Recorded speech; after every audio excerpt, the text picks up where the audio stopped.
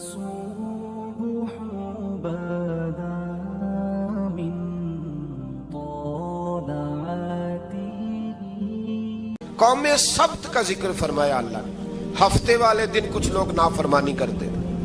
ہمارے بھی ہیلے بہانے ہیں نا آج کل کاروبار میں. تو اسی سپارے کی آیت نمبر 65 کے اندر اللہ تعالیٰ نے حضرت داؤد کی قوم کا ذکر کیا کہ اللہ نے انہیں حکم دیا تھا کہ ہفتے والے دن مچھلیاں نہیں پکڑنی. تو وہ کہتے تھے چلو ہاتھ لگا کے نہیں پکڑنی, ہاتھ لگا کے. وہ ہمارے لوگ ہیلے بہانے تلاش کر لیتے ہیں نا.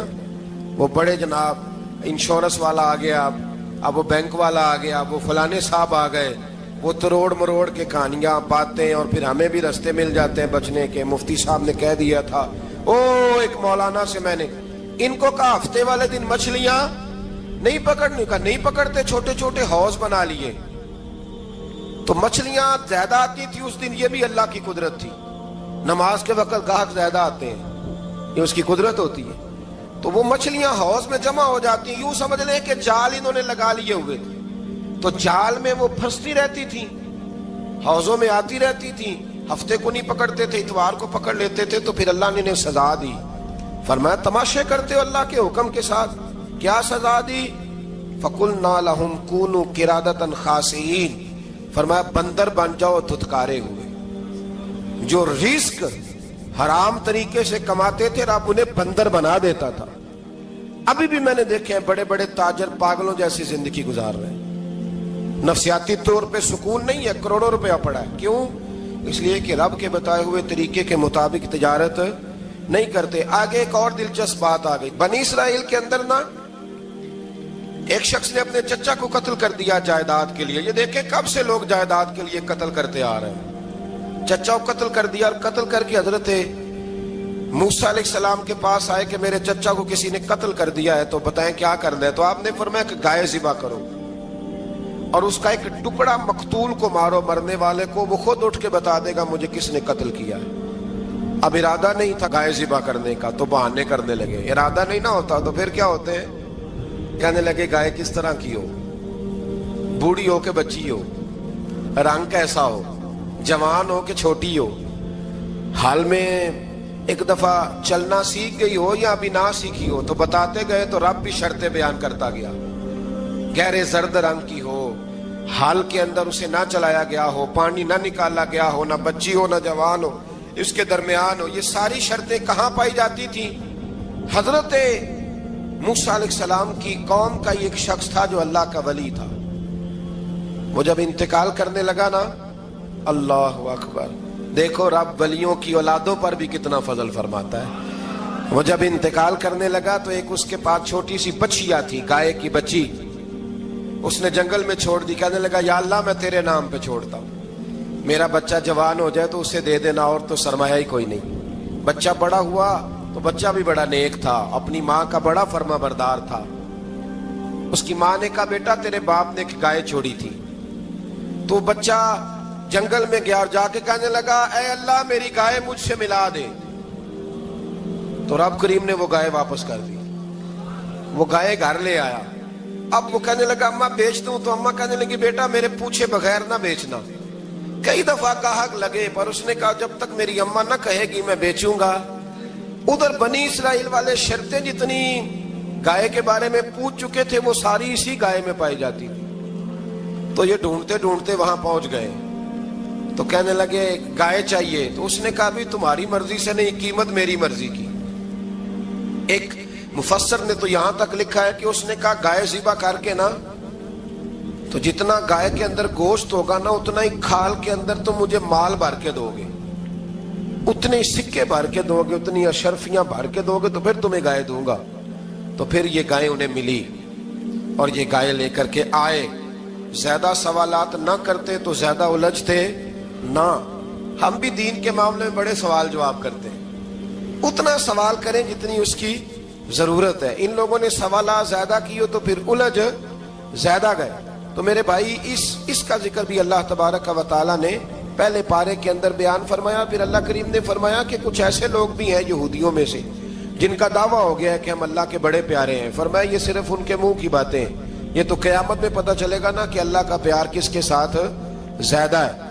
اور پھر یہ بھی یہودیوں نے دعویٰ کیا ہے اسی پارے میں. اللہ فرماتے ہیں کہ ان کا دعویٰ ہے کہ ہم اللہ کے بڑے پیارے ہیں, جنت میں ہم ہی جائیں گے. تو اللہ فرماتے ہیں پھر مرنے کی دعا تو کرو, جنت میں تو مر کے جانا ہے نا.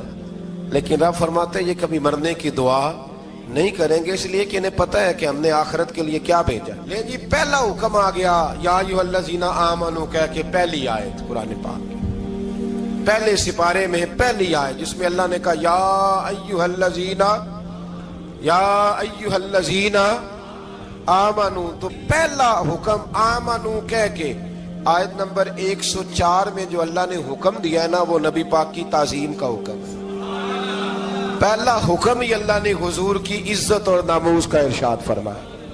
پہلا اس ترتیب کے لحاظ سے وہ ہوا یہ کہ جب نبی پاک کو بات ارشاد کرتے تو صحابہ کرام اٹھ کے عرض کرتے رائینا یا رسول اللہ, حضور سمجھ نہیں آئی ذرا رعایت کر دے.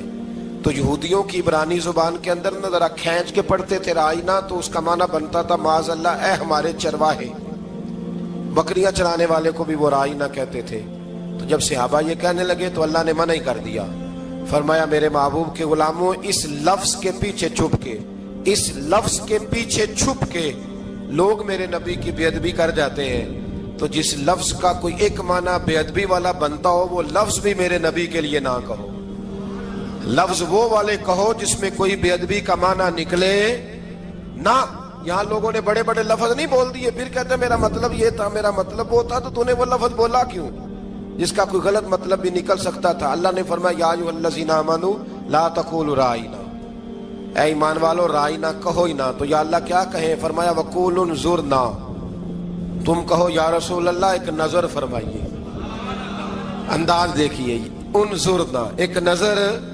تو ہمارے بزرگ تو پہلے ہی بڑے پیار والوں نے کہہ دیا یا رسول اللہ انظر حالنا. کہتے کہاں سے لاتے ہو جملے؟ میں نے کہا اللہ کی کتاب سے. یا رسول اللہ انظر حالنا یا حبیب اللہ اسمع قالا.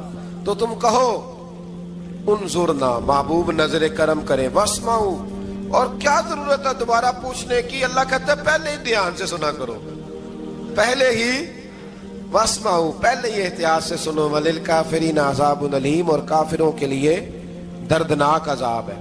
لے جی اسی پارے میں اللہ تبارک و تعالیٰ نے پھر اہل یہود کا ذکر کیا. تو یہود کہنے لگے کہ ہم حضرت ابراہیم کے ماننے والے ہیں. تو اللہ کریم نے وہ بھی ذکر کیا کہ میں نے تو ابراہیم کو آزمایا ہے.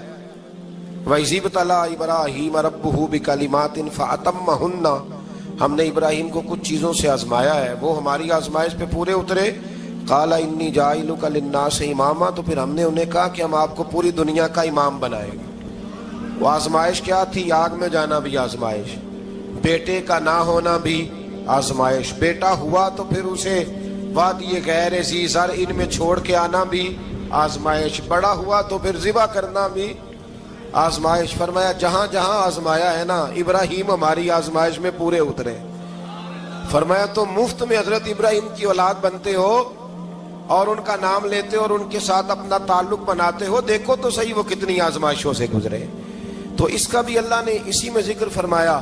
اور پھر وہ بات کرتے تھے حضرت یعقوب کی اور حضرت اسحاق کی. تو فرمایا وہ تو ہمارے اتنے خاص بندے تھے کہ وصال کے وقت بھی انہوں نے اپنی اولادوں کو نصیحت فرمائی تھی کہ اللہ کی توحید پہ قائم رہنا.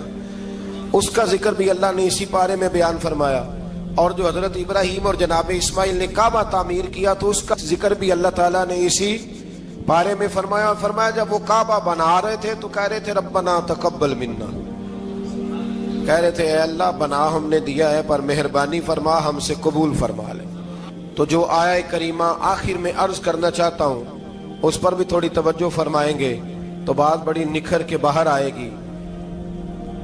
یہ 16ویں رکوع کے اندر اللہ نے پھر یہود کا اور عیسائیت کا ذکر فرمایا. تو اللہ کریم نے ایک بات ارشاد فرمائی. یہودیوں کے ہاں جب کوئی بچہ پیدا ہوتا تھا پیلے رنگ کے ساتھ اس کو رنگتے تھے, یا کوئی خاص رنگ تھا ان کا, بچہ پیدا ہوتا تو اس پر وہ رنگ چڑھاتے ہیں کہ یہ جی ہمارے مذہب کا رنگ ہے. ہمارے ہاں بھی رسمیں ہیں نا اپنی اپنی, معاذ اللہ اپنی اپنی نہیں ہونی چاہیے, اللہ رسول کا حکم ہونا چاہیے. تو یہودیوں کے ہاں بچہ پیدا ہوتا تو ایک خاص رنگ چڑھاتے, عیسائیوں کے ہاں پیدا ہوتا تو وہ بھی ایک خاص رنگ چڑھاتے. تو مسلمانوں کے ہاں بچے پیدا ہوئے تو انہوں نے بھی توجہ کی کہ یہ کیا ہو رہا ہے، تو رب کریم نے فرمایا صبغۃ اللہ، رنگ اللہ کا ہی ہے۔ ومن احسن من اللہ صبغہ، اور فرمایا اللہ کے رنگ سے زیادہ خوبصورت کس کا رنگ ہو سکتا ہے؟ اللہ کا رنگ کیا ہے؟ لا الہ الا اللہ محمد الرسول اللہ صلی اللہ علیہ۔ فرمایا نیلے پیلے کالے رنگ نہ چڑھاؤ، اپنے ذہن پر توحید و رسالت کا رنگ چڑھاؤ، یہ سب سے بہترین رنگ ہے۔ اگر تمہارے ذہنوں پر رب رسول کی توحید کا رنگ چڑھ گیا تو یہ وہ والا رنگ ہے، پھر تمہیں کسی اور رنگ کی طرف جانے کی ضرورت نہیں پڑے گی۔ تو فرمایا رنگ وہ پیدا کرو جو توحید کا ہے، رسالت کا ہے، اس رنگ کی توجہ کرو۔ قرآن مجید کے اس پارے میں اللہ کریم نے مختلف باتیں بیان کر کے آخری رکوع میں یہ جو رنگ کا ذکر فرمایا نا، تو یہ لگتا ہے پورے پارے کا خلاصہ ہے کہ رب کریم نے فرمایا اصل بات یہ ہے کہ تمہاری سوچوں پہ رب رسول کی توحید و رسالت کا رنگ ہونا چاہیے۔ وہ ایک دفعہ مسلمہ کذاب بے ایمان کہنے لگا میں نے بنا لیا قرآن پاک کا جواب، معاذ اللہ۔ جواب کیا بنایا؟ وہ سورت ہے نا القاریۃ ما القاریۃ وما ادراک ما القاریۃ، کھڑکھڑانے والی کیا ہے؟ کھڑکھڑانے والی تمہیں کیا پتا کیا ہے؟ کھڑکھڑی قیامت کا ذکر ہے۔ کہنے لگا میں نے اس جیسی صورت بنا لیا، تو کیا بنایا؟ الفیل مل فیل وما ادراک ما الفیل۔ کہنے لگا ہاتھی، تمہیں کیا پتا کیا ہاتھی؟ تم کیا جانو کیا ہاتھی؟ تو پاس جو اس کے اپنے بیٹھے تھے نا چیلے، وہ کہنے لگے چپ کر جا، سارے زمانے کو پتا ہے ہاتھی کیا ہوتا ہے۔ تو پاگل ہے، اس کے دو کان ہوتے ہیں، ایک سونڈ ہوتی ہے، چار اس کے پیر ہوتے ہیں۔ بیوقوف آدمی قرآن کا مقابلہ کرنا ہے تو کچھ چج کے ساتھ کر، پاگلوں کی طرح مقابلہ کرے گا، جوتے کھائے گا بھی، ہمیں بھی پڑھوائے گا۔ تو قرآن مجید کا کوئی مقابلہ کر سکا؟ تو اس آیہ مبارکہ میں اللہ نے کافروں کو یہ کہا اگر مقابلہ نہیں کر سکتے تو پھر اللہ سے ڈرو، ورنہ دوزخ میں ڈالے جاؤ گے، وہ جس کا ایندھن آدمی اور پتھر ہے، اور بنائی بھی کافروں کے لیے گئی ہے۔ اعدت للکافرین، جہنم کس کے لیے بنائی گئی ہے؟ کافروں اور منافقوں کے لیے۔ مسلمانوں کے لیے بنائی گئی، مسلمان مرضی سے چھلانگے لگائیں تو ان کی موج ہے، ورنہ ان کے لیے جہنم، ان کے لیے اللہ نے جنت بنائی ہے۔ اور یہ بات کرتے ہی رب کریم نے فرمایا اے محبوب علیہ الصلوۃ والسلام، مومنوں کو خوشخبری دے دیں کہ اللہ نے ان کے لیے جنت بنائی ہے، اس میں باغات ہیں، انہیں رزق دیا جائے گا کھانے کے لیے، اور اس میں انہیں پاکیزہ بیویاں دی جائیں گی، اور پھر وہ اس میں ہمیشہ رہیں گے، انہیں اس سے نکالا نہیں جائے گا۔ آگے جو آیات کریمہ ہے نا، اس کے اندر اللہ تبارک و تعالیٰ نے فرمایا ہے کہ اللہ حیا نہیں کرتا سمجھانے کے لیے مچھر کی مثال بھی دینی پڑے۔ فرمایا قرآن سے کچھ لوگ ہدایت حاصل کرتے ہیں اور کچھ گمراہ ہو جاتے ہیں۔ جب لوگ اپنی مرضی کی تشریحات چاہتے ہیں تو گمراہ ہوتے ہیں، اور جب قرآن کو رسول اللہ صلی اللہ علیہ وسلم اور امت مسلمہ کی تشریحات کی روشنی میں سمجھتے ہیں تو پھر اللہ ہدایت عطا فرماتا ہے۔ پھر اللہ تبارک و تعالیٰ نے آگے ارشاد فرمایا حضرت آدم کی پیدائش کا واقعہ۔ کچھ مفسرین نے لکھا ہے اللہ نے مشورہ کیا تھا فرشتوں سے، وَإِذْ قَالَ رَبُّكَ لِلْمَلَائِكَةِ إِنِّي جَاعِلٌ فِي الْأَرْضِ خَلِيفَةً، لیکن کچھ مفسرین کہتے ہیں کہ اللہ کو ضرورت نہیں فرشتوں سے مشورہ کرنے کی، اللہ نے فرشتوں سے مشورہ نہیں کیا، بلکہ رب نے انہیں آگاہ فرمایا تھا کہ میں لگا ہوں زمین پہ اپنا نائب بنانے، میں خلافت دینے لگا ہوں زمین پہ۔ اب یہ تو دینے والی کی مرضی ہے نا، اس نے کس کو دینی ہے، یہ تو دینے والے کی مرضی ہے نا اس نے۔ تو کچھ لوگ کہتے ہیں کہ دینے والے سے زیادہ ہمیں پتہ ہے، تو فرشتوں کو بھی یہ اجتہادی خطا ہو گئی، کہنے لگے یا اللہ اسے نہ بنانا، یہ فساد کرے گا، یہ خون ریزیاں کرے گا۔ تو اللہ نے فرمایا جو میں جانتا ہوں وہ تم، اللہ اکبر۔ امام راضی فرماتے جب رمضان آتا ہے تو اللہ فرشتوں سے کہتا ہے ذرا یہ کھول کے دروازے دیکھو نا یہ زمین پہ کیا کر رہے ہیں، تم تو کہتے تھے فساد کریں گے اور یہ سارے تراویحیں پڑھ رہے ہیں، تم تو گویا کہتے تھے فساد کریں گے اور یہ تو دیکھو گویا رمضان کے روزے رکھ رہے ہیں، یہ تو میری یاد میں نکلے ہوئے ہیں، تم کچھ کہتے تھے اور دیکھو میں نے تمہیں کہا تھا نا جو میں جانتا ہوں وہ تم۔ اللہ نے پھر حضرت آدم علیہ السلام کو تمام زمانے کے علوم عطا کیے، علم سکھا لیا، تو فرشتوں سے کہا تم بھی ان چیزوں کے نام بتاؤ، تو وہ بتا سکے نہیں۔ اللہ نے فرمایا اب اس طرح کرو آدم کو سجدہ کرو، سب نے سجدہ کیا سوائے، وہ کہنے لگا یا اللہ صرف تجھے ہی کرنا ہے، کرنا بھی صرف اللہ کو چاہیے، پر رب کے آگے بھی جھکنا چاہیے، اور جس کے سامنے رب جھکائے نا وہاں بھی. اور یہ جو عاجزی ہے نا، یہ جو جھکنا ہے، یہ علم کے آگے ہے. ہماری مصیبت یہ ہے کہ ہم علم کے آگے بھی گردن جھکانے کو تیار نہیں ہوتے، وہاں بھی ہم خود عالم فاضل بن جاتے ہیں. تو فرمایا کہ سب سے کہا سجدہ کرو، سب نے سجدہ کیا سوائے ابلیس کے. تو پھر ہوا کیا؟ وَكَانَ مِنَ الْكَافِرِينَ، وہ کافروں میں سے ہو گیا. پھر اللہ نے حضرت آدم کو اور جناب حوا کو نا مقام دے دیا جنت میں رہنے کے لیے، اور کہا سارا کچھ کھانا، درخت کے قریب نہ جانا. ابھی آپ کسی سے کہہ دیں تھوڑا سا کہ پیچھے نہ دیکھنا، یعنی اگر میری سمجھ لیں ادب کی وجہ سے کوئی 1.5-2 منٹ یا 6 منٹ نہیں بھی نہ دیکھے گا تو سوچے گا ضرور کہ پتہ نہیں اب پیچھے کیا ہے، مصیبت کیا ہے. یعنی آپ کہہ کے دیکھ لیں کسی کو، پیچھے نہ دیکھنا. فطرت ہے نا انسان کی، وہ جستجو کرتا ہے، کہا اس درخت کے پاس نہ جانا. تو حضرت حوا سلام اللہ علیہ کہتے ہیں دل میں خیال رہتا تھا کہ آخر ہے کیا درخت کے پاس. یہی انسان کا عقیدہ توحید ہے کہ جہاں سے رب منع کر دے وہاں وہ منع ہو جائے. اور یہ ان کی خطا نہیں تھی، یہ اللہ کی حکمت تھی، چونکہ رب نے تو پہلے کہہ دیا تھا بنایا ہی زمین کے لیے، تو یہ تو سارا کچھ ہونا تھا تو زمین پہ آنا تھا نا. تو حضرت حوا اور جناب آدم کے پاس شیطان آیا، اب اس کو نکال تو دیا تھا پر ابھی اس کا جنت میں آنا جانا بند نہیں ہوا تھا، یہ بھی اللہ کی حکمت تھی. تو وہ کہنے لگا تمہیں پتہ ہے بعد میں مر جاؤ گے. تو حضرت حوا کہنے لگی کیا موت بھی آئے گی؟ کہاں، اس کی تکلیف بھی بڑی ہوگی، تو پھر بچیں گے کیسے؟ تو کہنے لگے پھل کھا لو اس درخت کا. تو بچنے کے لیے پھل کھایا تھا. اس طرح لوگ آج بہت سارے کام بچنے کے لیے کرتے ہیں پر بچ سکتے، بچنے کے لیے پھل کھایا تو اللہ نے فرمایا زمین پہ چلے جاؤ.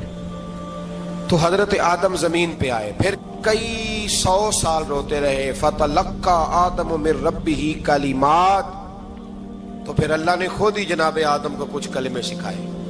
علامہ اسماعیل حقی فرماتے ہیں وہ کلمے یہ تھے کہ حضرت آدم نے میرے نبی کا وسیلہ پیش کیا، اللہ کریم نے جناب آدم کی دعا کو مقبول فرما لیا.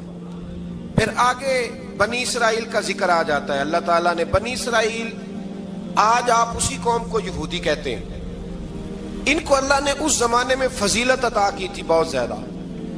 تو عرب کے اندر جب نبی پاک علیہ السلام نے اعلان نبوت کیا تو کچھ لوگوں نے یہ کہہ دیا کہ اگر یہ یہودی کلمہ پڑھ لیں گے تو ہم بھی پڑھ لیں گے. تو پھر اللہ نے انہیں یاد کرایا کہ تم اصل میں کیا ہو، تمہیں کلمہ پڑھنا چاہیے. تو اہل یہود کا تذکرہ کرتے کرتے رب کریم نے ایک بات یہ بھی ارشاد فرمائی کہ تم لوگوں کو تو کہتے رہے ہو کہ وہ نبی آنے والے ہیں، وہ نبی آنے والے ہیں، اور جب آ گئے ہیں تو ماننے کو تیار نہیں ہو. تو فرمایا تأمرون الناس بالبر وتنسون انفسکم وانتم تتلون الکتاب، لوگوں کو بھلائی کا حکم دیتے ہو اور اپنے آپ کو بھول جاتے ہو. افلا تعقلون، تمہیں عقل نہیں؟ پھر اللہ نے انہیں یہ بھی یاد کرایا کہ یاد کرو وہ زمانہ کہ جب فرعون نے خواب دیکھ لیا تھا کہ کوئی بچہ اس کی سلطنت کو تباہ کرے گا، تو پھر اس نے تمہارے بچوں کو ذبح کرانا شروع کیا اور تمہاری بیٹیوں کو چھوڑتا تھا. فرمایا یہ بھی تو تم نے دیکھا، میں نے تمہیں پھر تم سے کہا جہاد کرو قوم عمالقہ کے خلاف، تو مقام طیہ میں جا کے یہ لوگ کہنے لگے ہم سے جہاد نہیں ہوتا. اللہ نے انہیں ایک میدان میں قید کر دیا. بڑی دلچسپ بات، قید تو لوگ ہوتے ہیں نا چار دیواری میں، تو اللہ نے بنی اسرائیل والوں کو جب انہوں نے کہا ہم جہاد نہیں کریں گے تو اللہ نے میدان میں قید کر دیا. میدان میں، یہ یاد رکھیں، جب انسان اللہ کی نافرمانی کرتا ہے تو اسے ایسی قید ملتی ہے جس کا اس نے تصور بھی نہیں کیا ہوتا. ایک میدان ہے مقام طیہ، قید ہو گئے. سارا دن سفر کرتے تھے، سارا دن، تو رات کو تھک کے سوتے تھے، صبح اٹھتے تھے نا جب تو وہیں ہوتے تھے جہاں کل صبح چلے تھے. تو رب جب کسی کو قیدی بناتے ہیں تو اسے زنجیروں کی، سلاخوں کی ضرورت. دعا فرمائے اللہ تبارک و تعالی غموں سے نجات عطا فرمائے. یہ دعا فرمائے، ایسی قید دیتا ہے کہ جس سے پھر چھٹکارا ہو سکتا. تو بنی اسرائیل کا بہت زیادہ تذکرہ اس بارے میں اللہ تبارک و تعالی نے پھر بیان کیا، اور پھر کہا کہ انہیں جو حکم دیا جاتا تھا یہ اس کی سرتابی کرتے تھے. پھر اللہ نے ان پر ذلت نازل کر دی اور یہ ہمیشہ اس کا شکار رہے. بنی اسرائیل کے اندر ہمیشہ نبی اور بادشاہ موجود رہتے تھے. ایک وقت ایسا آیا کہ بنی اسرائیل میں کوئی نبی نہیں تھے، اور بنی اسرائیل کا جو اپنا علاقہ تھا نا وہ ملک شام ہے.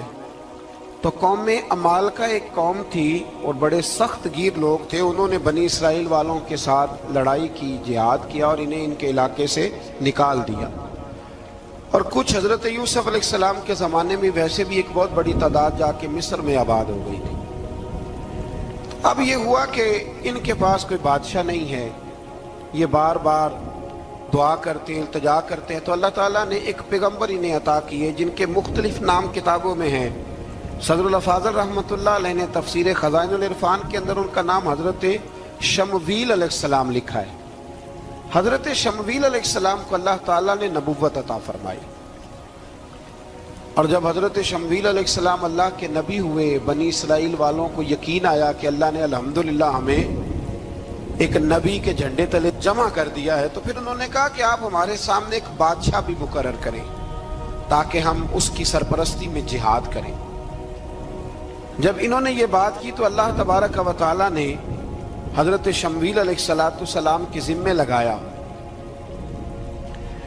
تو ایک اس زمانے میں اللہ کے نیک بندے تھے جناب طالوت علیہ السلام ان کا نام تھا، تو حضرت شمویل علیہ السلام نے انہیں کہا کہ اللہ کریم نے نا تمہارا بادشاہ طالوت کو بنایا ہے، ان کا نام بھی قرآن مجید نے ذکر فرمایا ہے۔ تو بنی اسرائیل کے لوگ کہنے لگے یہ تو غریب آدمی ہے، وہ بکریاں چرایا کرتے تھے، لیکن علم میں بڑے پختہ تھے، وجود میں بڑے طاقتور تھے۔ تو کہا کہ یہ تو غریب آدمی ہے، تو ہم تو زیادہ حق رکھتے تھے کہ ہمیں بادشاہ بنایا جائے۔ تو حضرت طالوت علیہ السلام کے بادشاہ بننے کے بعد حضرت شمویل علیہ السلام نے جو بات کی، اللہ کریم نے اسے قرآن مجید میں بیان فرمایا۔ رب فرماتا ہے بسطۃ فی العلم والجسم، اسے اس لیے تمہارا بادشاہ بنایا گیا ہے کہ اسے ہم نے کشادگی دی ہے، علم میں بھی اور جسم میں بھی۔ بڑے ماشاءاللہ موٹے تازے تھے، وجود بڑا طاقتور تھا۔ کچھ موٹے تازے ہوتے ہیں پر طاقتور نہیں ہوتے، موٹے تازے بھی تھے اور طاقتور بھی تھے۔ فرمایا کہ وجود میں بھی طاقت ہے اور علم میں بھی اللہ نے انہیں وسعت عطا فرمائی۔ تو بنی اسرائیل والے کہنے لگے جی نہیں جی کوئی بندہ اور آ جائے، یہ ہمارا بہت بڑا مسئلہ ہے نا جی، ہر ایک کی مرضی کی نہ تو بات ہو سکتی ہے اور نہ ہر بندہ ہر ایک کی مرضی پر پورا۔ کہنے لگے نہیں جی کوئی اور ہونا چاہیے تھا، ہمیں کیسے پتا چلے گا کہ اللہ نے مقرر کیا ہے؟ بڑی خاص بات ہے، اس کو سمجھیے گا، یہ سارا مضمون آپ کو ملے گا اسی پارے کے آخر میں، آپ پڑھیں گے نا جی تو یہ سارا مضمون آپ کو ملے گا، اور آپ اگر سرسری نظر سے بھی اس کا مطالعہ کریں گے نا، جا کے قرآن شریف کھول کے 15ویں سے 16ویں رکوع میں، آپ خوش ہوں گے کہ آپ کتنے اچھے نظریے اور عقیدے کے ماننے والے ہیں۔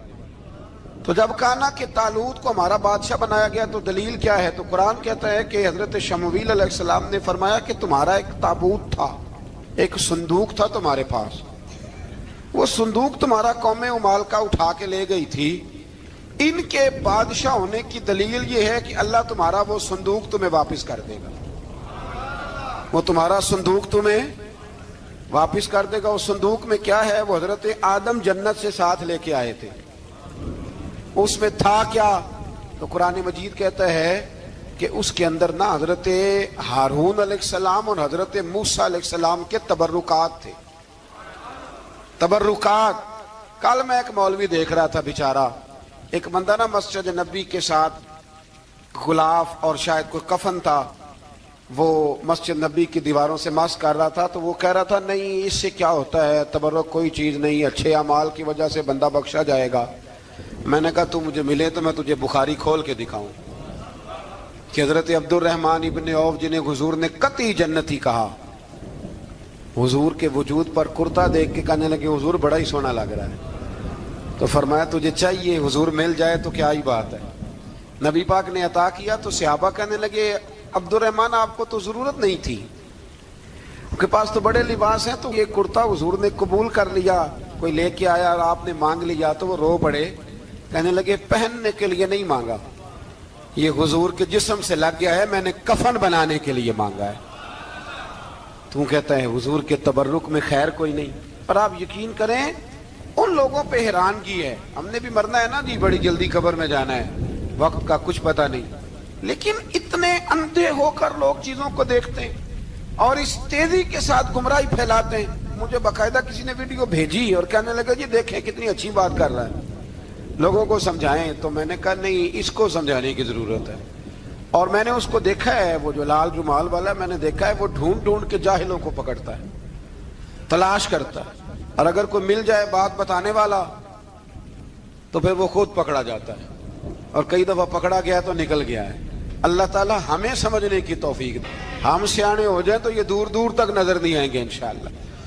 تو وہ تابوت آئے گا, بنی اسرائیل والوں سے کہا تابوت میں کیا تھا سن لو, اور یہ قرآن مجید ہے. آج میری ماننا یہ 15 سے 16 رکوع ضرور ہی پڑھنا کہ وہ آخر تابوت میں کیا تھا, کھولنا ذرا. قرآن مجید کہتے ہیں کہ حضرت موسیٰ علیہ السلام اور حضرت ہارون کے تبرک تھے. تو تبرک کیا تھے؟ تمام مفسرین نے لکھا ہے کہ حضرت موسیٰ کا ایک کرتا تھا, ایک ڈنڈا تھا, جوتے تھے, اور جناب ہارون علیہ السلام کا امامہ شریف تھا, اور تورات کی کچھ تختیاں تھیں. تو اس کا فائدہ کیا تھا؟ اس تابوت کا فائدہ یہ تھا کہ بنی اسرائیل والے جب اپنے دشمنوں سے لڑتے تھے تابوت سامنے رکھ کے دعا مانگتے تھے, اللہ انہیں کامیابی عطا کر دیتا تھا. تو قوم عمالقہ کو بھی پتہ چل گیا کہ صندوق میں کچھ ہے جس کی وجہ سے یہ کامیاب ہو جاتے. وہ صندوق اٹھا کے لے گئے. اب ان کی کم بختی یہ, کم نصیبی یہ کہ انہوں نے جا کے اسے روڑی پہ پھینک دیا. جب روڑی پہ پھینکا تو ان کے اندر بیماریاں آ گئیں, وبائیں پھوٹ پڑی, مرنے لگے, وجود پھولنے لگا. پھر ان کے دلوں میں بات آئی کہ یہ ہم نے اس صندوق کی بے ادبی کی ہے. صندوق میں کیا ہے؟ تبرکات. ہمیں کہتے ہیں جی نالین کا نقشہ کیوں لگایا ہے؟ تمہارے تو بزرگوں کا عقیدہ ہے سر پہ رکھنے کو مل جائے اگر نقش نالے پاک حضور تو پھر کہیں گے کہ ہاں تاجدار ہم بھی ہیں. تو کہا کہ اس کے اندر یہ تبرکات تھے. انہیں بھی سمجھ میں آئی تو انہوں نے نا بیل گاڑی منگائی اور وہ صندوق اٹھا کے اس کے اوپر رکھ دیا. اب کیا ہوا؟ قرآن کہتا ہے کہ فرشتوں نے نا اس صندوق کو وہاں سے اٹھایا. مفسرین نے لکھا اس کا معنی یہ بھی ہو سکتا ہے کہ اس بیل گاڑی کو ڈائریکشن پہ لگایا. ادھر سے حضرت شمویل علیہ السلام نے جناب طالوت کو بادشاہ بنا دیا, اور ادھر سے وہ صندوق چل پڑا. کہا بھئی ہم ان کو کیسے بادشاہ مانے؟ تو فرمایا بادشاہ اس طرح مانو گے کہ تمہارا وہ صندوق آ جائے گا. اور قرآن کہتے ہیں اس صندوق میں تمہارے دلوں کا سکون ہے, اس میں تمہارے دلوں کا. اور بھائی ہماری تو کوشش ہوتی ہے بزرگوں سے کوئی چیز مل جائے, اللہ والوں کا کوئی تبرک ہمارے ہاتھ آ جائے. تو وہ صندوق آ گیا, یہ مان گئے. اب جہاد کرنے نکلے تو لڑنا تھا جالوت کی قوم کے ساتھ. وہ بڑا سخت آدمی تھا, 3 من سونا اس نے وجود پہ پہنا ہوتا تھا. اس کی قوم سے لڑنا ہے, ٹوپی بڑی تگڑی پہنی ہوتی تھی لوہے کی. اب کون لڑے؟ ایک نوجوان تھے جن کا نام تھا داؤد علیہ السلام. وہ بھی بکریاں چرایا کرتے تھے. اور جن دنوں حضرت طالوت نکلے نا اپنی قوم کو لے کر جالوت کے خلاف لڑنے تو حضرت داؤد بھی شامل ہو گئے. اللہ جب کسی کو نوازتا ہے نا تو پھر خاص ہی کرم نوازی کرتا ہے. مفسرین نے لکھا جب یہ جا رہے تھے نا, وہاں جا رہے تھے تو رستے میں انہیں 3 پتھر مل گئے. انہوں نے وہ تینوں پتھر اٹھا لیے. اس زمانے میں پتھر پھینکنے کے لیے چھوٹی چھوٹی لوگوں کے پاس چیزیں ہوا کرتی تھی. اس کو کوپھن بھی لوگ کہتے تھے, منجنیق, اس کو سامنے رکھ کے پھر بنائی گئی. تو آپ کے پاس بھی وہ آلہ تھا جس سے دشمن پر پتھر مارے جاتے تھے. تو آپ وہ مشین لے کر, وہ آلہ لے کر وہاں پہنچے ہوئے تھے. 3 پتھر آپ کے پاس تھے. آپ فرماتے اس دن میں بڑا بیمار تھا, اتنا بیمار تھا کہ میرا رنگ پیلا ہو گیا. اب وہ جالوت کے سامنے کوئی نہیں جاتا تھا. تو جناب طالوت کہنے لگے کہ جو جالوت کو مارے گا نا, یعنی ان کے بادشاہ کو اس قوم کے, تو میں اسے اپنی آدھی سلطنت بھی دے دوں گا اور اپنی بیٹی کا نکاح بھی اس کے ساتھ کر دوں گا. دیکھیں اللہ نوازتا ہے تو کس انداز میں نوازتا ہے. تو حضرت داؤد کہتے ہیں وہ دور کھڑا تھا تو میں نے نا 3 پتھر مارے. بھئی ہمت کرنا تو ہمارے ذمہ ہے کہ نہیں؟ میری ملت کا جوان کہتا میں نے کرنا کرانا کچھ نہیں. یعنی اگر آپ کہیں نا کچھ کرو تو پھر وہ کوئی کام کرنے کی مطلب معاملہ. وہ مجھے کل ایک سنگی کہہ رہے تھے, کہنے لگے جی اللہ کے فضل سے کچھ بھی نہیں کرنا پڑا, مرشد نے نظر کر دی. میں کہ میں ملن گی تو میں انہوں نے سمجھاواں گا کہ کچھ کرا کے نظر کریا کرو, کیونکہ میرے وہ دوست ہیں, میں انہیں جانتا ہوں. نظر میں بڑا کچھ ہوتا ہے, لیکن اللہ بھی تو بندے پہ بڑی نظر رحمت کرتا ہے نا. لیکن کہتا ہے 5 نمازیں پڑھ, رمضان کے روزے رکھ, زکوٰۃ فرض ہو تو ادا کر, یہ سارے کام کر, سچ بول, دیانتداری کر, پھر میں اپنے فضل سے تجھے جنت عطا کروں. تو یہ جو رویہ ہم نے بنایا یہ درست نہیں. تو فرماتے ہیں 3 پتھر میں نے مارے, اللہ نے اتنا فضل کیا کہ وہ بھی مر گیا, اور اسے چھو کے میرے پتھر آگے بڑھے تو اس کی فوج کے 30 آدمی بھی مر گئے. 3 پتھروں سے 31 بندے اللہ نے مار دیے. فرماتے اس لیے کہ ہاتھ میرے تھے اور طاقتیں میرے رب کریم کی تھی. تو حضرت داؤد علیہ السلام کے حصے میں جناب طالوت کی صاحبزادی بھی آئی, آدھی سلطنت بھی آئی. کافی سال حضرت طالوت حیات رہے, پھر ان کا وصال ہو گیا. تو ساری سلطنت حضرت داؤد کو ملی, اور پھر اللہ تبارک و تعالیٰ نے انہیں نبوت بھی عطا فرمائی. یہ دنیا میں واحد پیغمبر ہیں جو بیک وقت نبی بھی تھے اور بادشاہ بھی تھے. اور پھر اللہ نے فضل فرمایا, انہوں نے بڑی بڑی فتوحات کی.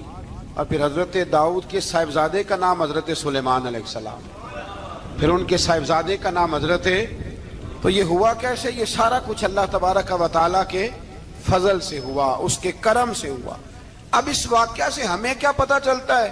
ہمیں یہ پتہ چلتا ہے کہ رب جب فضل فرمائے نہ کسی پہ بھی, تو ہمیں اس بندے کو دیکھ کے راضی ہونا چاہیے, کوئی شکوہ نہیں کرنا چاہیے. اور دوسری بات یہ سمجھ لینا چاہیے کہ حکومتیں, مال, دولت یہ صرف سیاستوں سے نہیں ملتی, یہ خدا کے فضل سے ملتی. اور یہ بھی سمجھ لینا چاہیے کہ جو بزرگوں کے تبرکات ہوتے ہیں ان کی کیا ہی بات ہوتی ہے. چند باتیں ایسی تھیں کہ میرا دل کرتا تھا ان کو دہرایا جائے, اور خاص کر کے ان باتوں پر توجہ کی جائے. یہاں نا اللہ تبارک و تعالیٰ نے ان باتوں میں سے ایک بات کا ذکر فرمایا ہے. یہاں 207 نمبر جو آیت ہے نا اسی پارے کی, اس میں اللہ کریم نے فرمایا کچھ لوگ ایسے ہیں جو اپنی جانیں ہی اللہ کے حوالے کر دیتے ہیں. زندگی کا مقصد دین ہوتا ہے, لٹا دیتے. یہ نازل کب ہوئی؟ یہ آیت مبارکہ حضرت صہیب رومی کے بارے میں نازل ہوئی. حضرت صہیب رومی رضی اللہ تعالیٰ عنہ بڑے مالدار تھے. مکے سے جب چلے نا تو سارا مال مکے میں چھوڑ دیا, اس لیے کہ اللہ کے رسول مدینے چلے گئے. فرماتے ہیں پھر میں نے مال و دولت کی پرواہ نہیں کی, پھر میں نے یہ سوچا کہ میں نے اپنے حبیب کے پاس طیبہ کے لیے جب نکلا تو کفار نے, قریش مکہ نے روکا, ہم نہیں جانے دیں گے. تو حضرت صہیب رومی فرمانے لگے بھی سنو, میں کمزور نہیں, میں طاقتور آدمی ہوں, اور تم میں سے کوئی ایسا مائی کا لال نہیں جو تیر چلانے میں مجھ سے زیادہ سیانا ہو, تلوار چلانے میں مجھ سے زیادہ عقل مند ہو. جانا مدینے میں نے ہے. اب یہ ہے کہ تم بتاؤ میرے ساتھ تیروں تلواروں سے لڑو گے یا میں تمہیں ایک سودا بتاؤں, وہ سودا کرو گے؟ قریش کہنے لگے سودا کیا ہے؟ کہنے لگے میرا بڑا مال ہے, میں مکے میں دفن کر کے آیا ہوں, تم مجھے مدینے جانے دو, میں تمہیں سارے مال کا پتہ بتا دیتا ہوں. ہزاروں لاکھوں میں تھا مال تجارت. دیکھیں جب صحابہ مدینے جاتے تھے تو کتنی قیمت دے کے جایا کرتے تھے. تم مجھے جانے دو, میں تمہیں وہاں کا پتہ بتاتا ہوں. انہوں نے کہا جی بات ٹھیک ہے, آپ پتہ بتا دیں. حضرت صہیب نے ساری زندگی کی جمع پونجی ہزاروں لاکھوں میں ساری دے دی اور مدینے کے لیے تیار ہو گئے. اللہ کریم نے اس بات کو بڑا ہی پسند فرمایا اور فرمایا وَمِنَ النَّاسِ مَن يَشْرِي نَفْسَهُ ابْتِغَاءَ مَرْضَاتِ اللَّهِ. فرمایا کچھ لوگ ایسے ہیں جو اپنی جانیں ہی بیچ دیتے ہیں اللہ کی رضا حاصل کرنے کے لیے, اپنی جانیں بیچ دیتے ہیں. نَفْسَهُ ابْتِغَاءَ مَرْضَاتِ اللَّهِ, اللہ کی رضا حاصل کرنے کے لیے اپنی جانوں کو بیچ دیتے ہیں. تو فرمایا پھر اللہ کیا کرتا ہے؟ فرمایا واللہ رؤوف بالعباد, پھر اللہ بھی اپنے بندوں پر بڑا ہی رحم فرمانے والا ہے. جب یہ سارا مال دے کے مدینے پہنچے نا تو ان کے استقبال کے لیے جناب عمر پہلے سے موجود تھے. حضرت عمر ریسیو کر کے نبی کریم کی بارگاہ میں لے گئے تو فرماتے ہیں حضور نے مجھے دیکھتے ہی فرمایا صہیب زندگی میں تم نے بڑی تجارتیں کی ہوں گی, پر یہ جو تم نے سودا کیا ہے نا یہ بڑا ہی نفع والا کیا ہے. یہ جو سودا فرمایا یہ تو نے بڑا. تو دین کے لیے جب آپ کوئی کام کرتے ہیں تو یہ سودا بڑا نفع والا. ایک مضمون اور یہاں ہے 216 نمبر آیت میں, وہ بھی بڑا ہی سمجھنے والا ہے. اللہ کریم نے جب جہاد فرض کیا نا تو فرمایا کتب علیکم القتال، ہم نے تم پر قتل کرنا، قتال کرنا فرض کیا ہے۔ فرمایا ہو سکتا ہے تمہیں یہ کراہت محسوس ہو، مشکل لگے، برا لگے۔ ایک بات جو آج کی نصیحت ہے اور مضامین قرآن جو ہم سیکھ رہے ہیں اس کے اندر سے ہمیں یہ خاص چیز ہے، اس کو سمجھنا چاہیے۔ اللہ کریم نے فرمایا کہ تم پر جہاد فرض کیا گیا ہے، وَهُوَ كُرْهٌ لَكُمْ، ہو سکتا ہے تمہیں ناپسند ہو، تو ایک نہ ساری زندگی کے لیے ایک نصیحت کر دی۔ فرمایا وَعَسَىٰ أَن تَكْرَهُوا شَيْئًا، ہو سکتا ہے تم کسی چیز کو ناپسند کرو، وَهُوَ خَيْرٌ لَكُمْ، اور وہ تمہارے لیے اچھی ہو۔ اللہ اکبر، یہ وہ بات ہے اگر سمجھ میں آ گئی تو کلیجہ ٹھنڈا ہو گیا، زندگی سکون میں آ گئی۔ فرمایا ہو سکتا ہے تم کسی چیز کو ناپسند کرو اور وہ تمہارے لیے بہتر ہو۔ وَعَسَىٰ أَن تُحِبُّوا شَيْئًا، ہو سکتا ہے تم کسی چیز سے محبت کرو، وَهُوَ شَرٌّ لَكُمْ، اور وہ تمہارے لیے بری ہو، اچھی۔ بس میرے رب نے ایک بات مسلمان کو بتا دی جو جینے کے لیے بڑی کافی ہے۔ فرمایا تم میرے اور میرے رسول کے حکم پر چلو۔ کیوں؟ اس لیے کہ واللہ یعلم وانتم لا تعلمون، اللہ جانتا ہے تم نہیں جانتے۔ ہمیں بے قراری زندگی میں اس لیے کہ ہم حقیقت پسند نہیں، ہم بہانوں میں، ہم ہواؤں میں جیتے ہیں، ہواؤں میں، خیالات میں زندگی گزارتے ہیں۔ بڑا ٹائم پڑا ہے، مثلاً کتنا میرے رسول کریم صلی اللہ تعالی علیہ وآلہ وسلم نے ایک دن صحابہ سے فرمایا تمہیں حیا نہیں آتی؟ حضور کیا ہوا؟ فرمایا وہ والے مکان بناتے ہو جن میں تم رہ نہیں سکتے، وہ والا مال جمع کرتے ہو جو کھا نہیں سکتے، حیا نہیں آتی؟ عرض کی حضور حکم کریں تو محبوب فرمانے لگے جوتے کا ایک تسمہ بند کرتا ہوں تو سوچتا ہوں دوسرا بند کرنے سے پہلے موت آ جائے گی، ایک سانس اندر جاتی ہے تو دوسرا آنے سے پہلے میں یاد کرتا ہوں کہ مجھے دنیا سے جانا ہے۔ تمہیں حیا نہیں آتی؟ وہ مکان بناتے ہو جن میں رہ ہی نہیں سکتے، وہ مال جمع کرتے ہو جو کھا، حقیقت پسند نہیں بھائی۔ ہم بہت سارے لوگ ہیں بڑی باتیں سناتے ہیں، بڑی، میں کہتا ہوں اصل میں نا زیادہ باتیں سنا کے نا بیچارہ اپنے آپ کو مطمئن کرنا چاہتا ہے، اصل بات یہ ہے کہ اندر سے نا ہلا ہوا ہے، کچھ بھی نہیں، بڑا زیادہ ہنستا ہے اور مجھے لگتا ہے کہ کوئی گہرا زخم چھپا رہا ہے۔ اس لیے ملمہ سازی، حقیقت پسند بنو، حقیقت پسند۔ یاد رکھنا من ترک صلاۃ متعمدا فقد کفر، میرے رسول نے حقیقت بیان کی، فرمایا جس نے ایک نماز بھی جان بوجھ کے چھوڑی اس نے رب کے رب ہونے کا انکار کیا، اس نے کفران نعمت کیا۔ یہ حقیقت ہے، کوئی کلیریفیکیشن نہیں، کوئی وضاحت نہیں۔ جو نماز نہیں پڑھتا، جھوٹ بولتا ہے، غلط بیانی کرتا ہے، جو شخص رزق حرام کما کے کہتا ہے کہ اس کے بغیر گزارا نہیں چلتا، وہ جھوٹ بولتا ہے۔ اس لیے کہ رب فرماتا ہے جب تجھے پیدا کیا ہے تو تیرا رزق میرے ذمہ ہے۔ اللہ فرماتا ہے کہ لا یکلف اللہ نفسا الا وسعہا، میں کسی پر وہ بوجھ نہیں ڈالتا جو اٹھا نہ سکے۔ نماز فرض کیا اس کا مطلب ہے ہم پڑھنے کے قابل ہیں، اس نے ہمارے ذمہ داریاں لگائی ہیں تو مطلب یہ ہے کہ ہم ذمہ داریاں ادا کرنے کے قابل ہیں، ورنہ وہ کہتا ہے میں وہ بوجھ ڈالتا ہی نہیں جو تجھ سے اٹھایا نہ جائے۔ اگر چاہتے ہو کہ زندگی میں اطمینان ملے تو خدا را حقیقت پسندوں والی زندگی گزارو۔ یہ فضاؤں میں زندہ رہنا، ہواؤں میں، اللہ بڑا معاف کرنے والا ہے، اللہ بڑا کریم ہے، معاف کر دے گا، تو بھئی یہ بات صحابہ کو بھی پتا تھی، یہ اہل بیت کو بھی خبر تھی، تو وہ تو ایک ایک بات کا لحاظ کرتے تھے۔ اللہم صل علی سیدنا و مولانا